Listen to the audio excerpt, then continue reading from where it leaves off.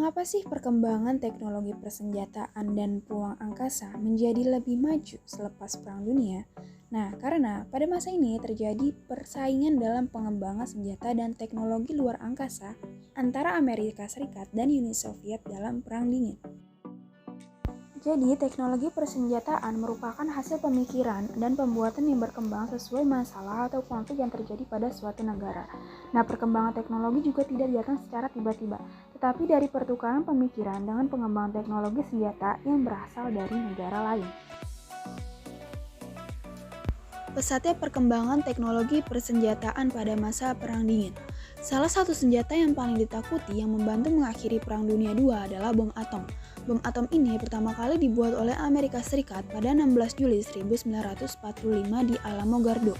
Nah, bom atom ini kemudian digunakan untuk menghancurkan kota Hiroshima pada tanggal 8 Agustus 1945 dan kota Nagasaki pada tanggal 9 Agustus 1945. Akibat dari pengeboman tersebut, Jepang menyerah dan Perang Dunia II berakhir. Ada potensi bahaya jika bom meledak. Yang pertama, energi atom yang dihasilkan akan menimbulkan radiasi yang jika diterima dalam jumlah besar dapat sangat mematikan. Yang kedua, debu dan endapan radioaktif dari awan yang tertiup angin dan tersebar di daratan dapat menyebabkan kerusakan pada tumbuhan dan hewan serta manusia. Kemudian, keberhasilan Amerika Serikat dalam menciptakan bom atom dapat diikuti oleh saingannya Uni Soviet dalam waktu yang tidak terlalu lama. Pada tahun 1949, Uni Soviet berhasil meledakkan bom atom yang membuat Amerika Serikat khawatir sehingga Amerika Serikat berusaha mencari dan membuat senjata tandingan. Oleh karena itu, Amerika Serikat segera melakukan penelitian tentang bom hidrogen.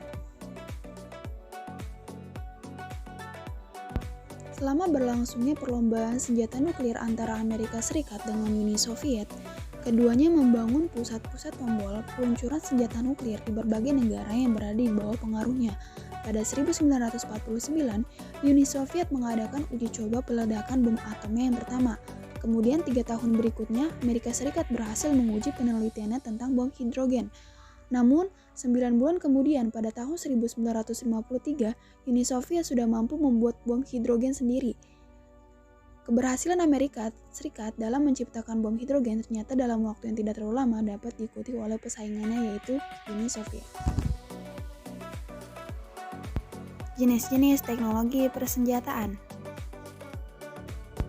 Yang pertama adalah tank. Tank adalah kendaraan tempur lapis baja yang bergerak menggunakan roda berbentuk rantai. Tank ini diciptakan oleh Sir Ernest Swinton Dunlop dari Inggris tahun 1914. Tank ini dirancang anti peluru dan dipersenjatai meriam di setiap unitnya. Yang kedua adalah senapan. Senapan adalah pelaratan mekanik yang dapat menembakkan peluru pada kecepatan tinggi. Pendorong yang digunakan adalah berupa bubuk mesiu atau udara yang dipadatkan. Nah, senapan ini diciptakan oleh Johann Moses Browning dari Amerika Serikat tahun 1868. Yang ketiga ada bom atom atau bom nuklir. Nah, bom ini adalah sebuah senjata pemusnah massal yang mendapatkan tenaga dari reaksi nuklir dan memiliki daya ledak yang sangat tinggi. Bom nuklir bisa menghancurkan sebuah kota atau sebuah negara dalam catatan sejarah. Bom nuklir sudah pernah digunakan dalam pertempuran Perang Dunia Kedua. Yang keempat, ada kapal selam. Kapal selam adalah kapal yang bergerak di bawah permukaan air dan umumnya digunakan untuk kepentingan militer. Nah, sketsa kapal selam ini pertama kali muncul dalam lukisan Leonardo da Vinci pada abad ke-15. Dampak positif dari perkembangan senjata. Yang pertama ada meningkatnya kekuatan militer suatu negara, dan yang kedua meningkatkan keamanan dalam negeri. Kemudian dampak negatif perkembangan senjata. Yang pertama menyebabkan kerusakan ekosistem, yang kedua munculnya pencemaran lingkungan, dan yang terakhir meningkatnya kriminalitas dengan menggunakan senjata modern. Sekian penjelasan dari saya. Wassalamualaikum warahmatullahi wabarakatuh.